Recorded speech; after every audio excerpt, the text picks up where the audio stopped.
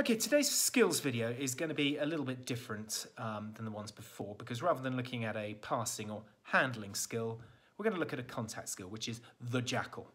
Some of you will know how to do this already. I'm thinking in particular, say, Charles, Cedric, Samrap.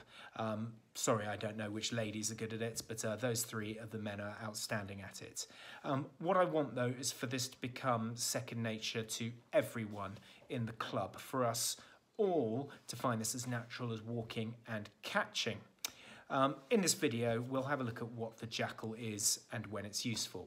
We'll have a look at what the perfect Jackal position looks like, and then how you can practice it at home in these isolated times. Finally, I've got a few cheats for you which will help you Jackal more effectively, though they will need handling with care around referees. Okay, so first step, what is the Jackal?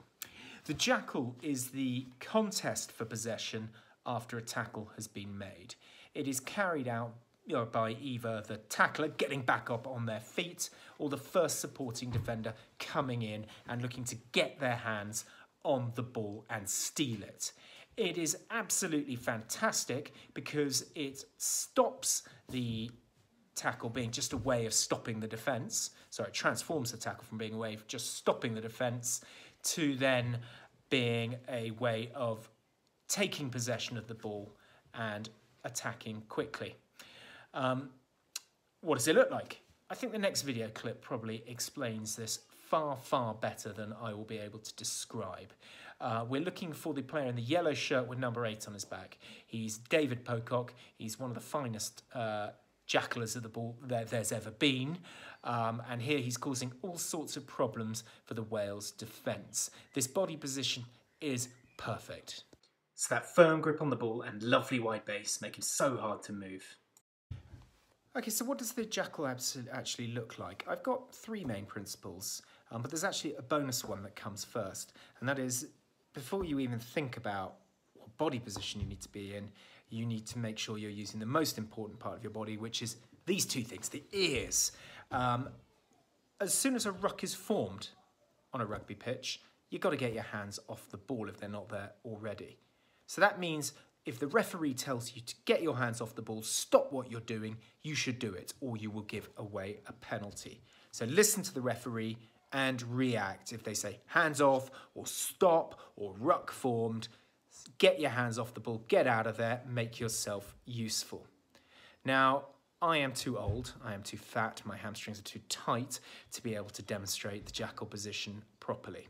So let's have a look at a brilliant body position here from Leone Nakawara, who is a Fijian second row. He's 2 meters tall, so if he can get into this position, you guys have no excuses. So the first thing to note here is Nakawara's hands. He's got low, while I don't think it looks like it, his hands are going towards the ball. It's super important that you are not putting your weight through your hands. Your weight here has to be all down through your legs, otherwise it's a penalty. Referees don't like people just flopping over. So Nakawara's got straight to the ball first with his hands. That's number 1. It also helps him get lower than the opposition player coming in to try and clear him out. The second point is then look at his feet. They're nice and wide apart. His knees are low down, his legs are wide apart. That is a strong, stable base. The third thing to look at is his neck and spine. Here we can see that straight line across his back they've drawn in. Your spine and your neck and your chin should all be neutral. And what I mean by that is in line with each other. That's important because people are going to come in and try and clear you out.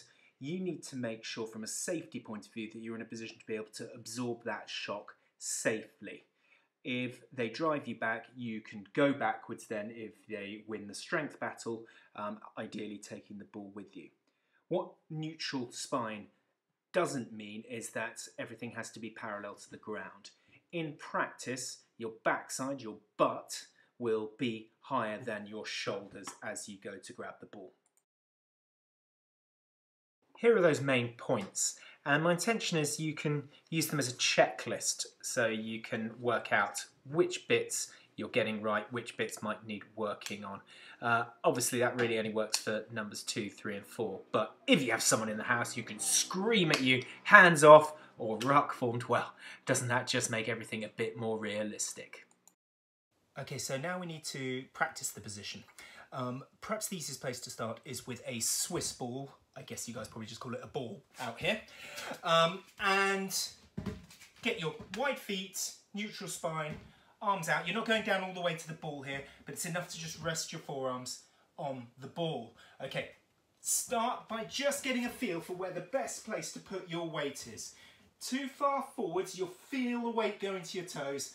That's not strong. You want it back on your heels slightly, but not too far back. As soon as you can feel your bottom pulling you back, that's not strong either. So I've got my neutral spine, wide legs, arms out like this, and now I'm going to roll the ball forward and chase with my feet. Really good chance to practice the position under different pressure. Now, it might be that you don't have a Swiss ball or ball. Well, in our house, we have a wheelchair that can do the job nicely. Here we go. Again, that wide base, neutral spine, just using the forward movement to check my position. Okay, so the point of using something that moves, like an office chair, like a Swiss ball, or whatever you can find, is that you can check your position a bit better. If the worst comes to the worst, don't worry about it not moving. Just against an armchair, against a table, a low table, something that you can check that position. When you're happy with the position staying still, it's time to move to that position, a bit more like you would in a game. The first exercise I would do for this is to find probably a cushion, that's the best thing. This is my opposition player, and trusty toilet roll acting as the ball. Before you do any of these exercises, you need to decide the direction you're playing in, as if it was a game. The reason why that's important is that in rugby, when you're entering into this Jackal situation, you have to do it from your own side. If you come in from any other direction, whether from the front or the sides, you're going to give away a penalty. So in this scenario, the tackled player is lying here, the ball's here, and I'm playing that way. This is the only direction I can go for the Jackal in. So I'm going to start off facing completely the wrong way, my head going towards my try line, feet going the other way, as if I've done a tackle. And then I like to call this doing the gorilla, because it kind of reminds me like a gorilla. It's a great way to practice getting in that position. I've made the tackle, and now I'm going to be the tackler and the jackler. So tackle, up, wide, wide, wide, on. Not sure I grabbed the ball first there. So I'm checking my checklist. Were my feet wide? Yes. Was my spine neutral? I think so. Did my hands go straight to the ball? I don't think so. So I'm going to go again. Down, and up.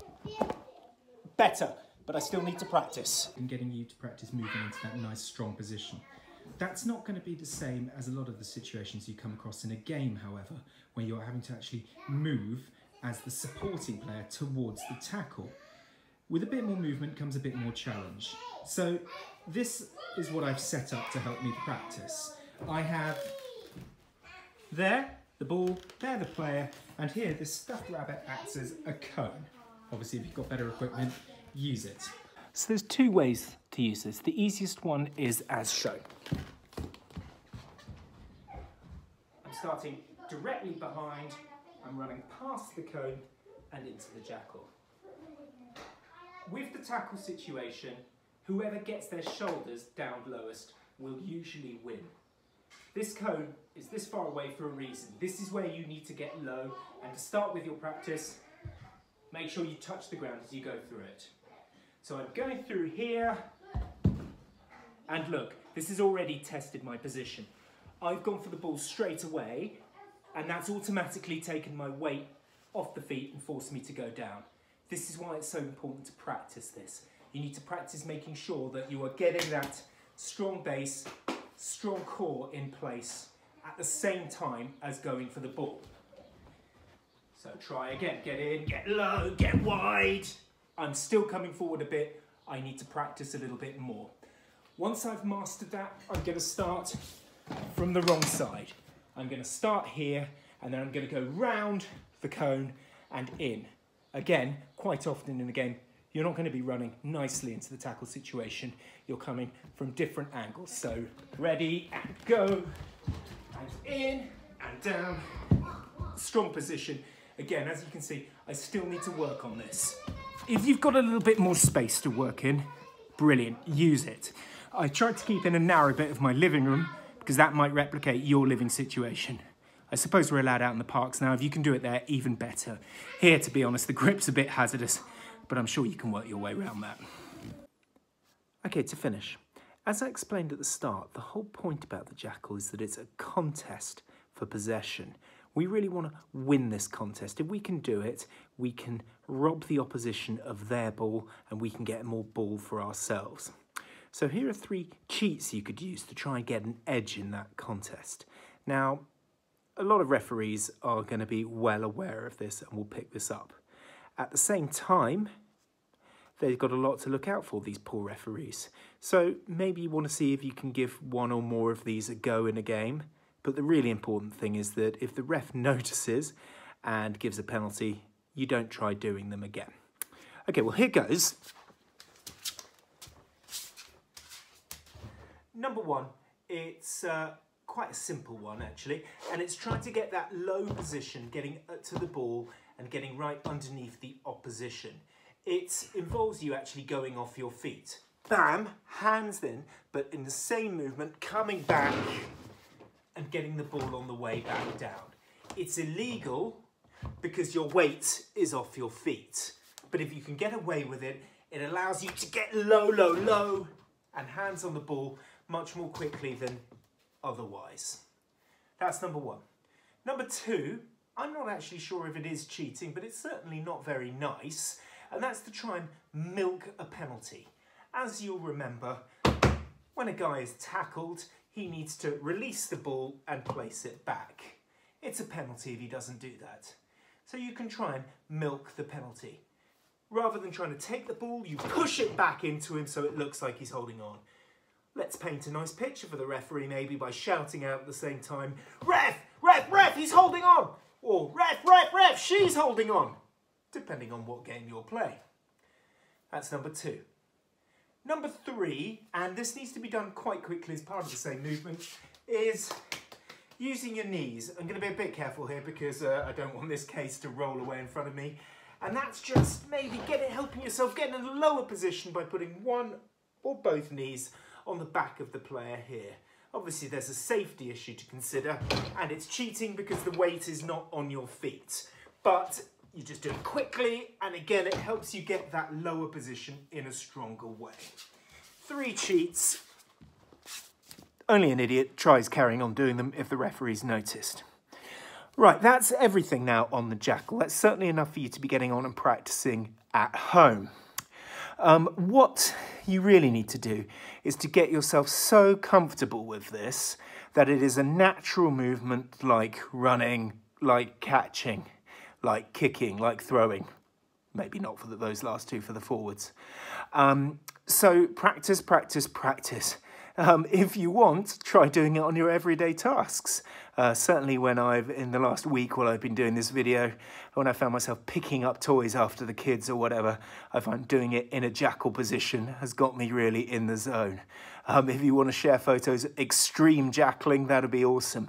What unusual situation can you show me doing a Jackal? Or not. Thank you very much for making it all the way to this end of this video. Good luck and have fun.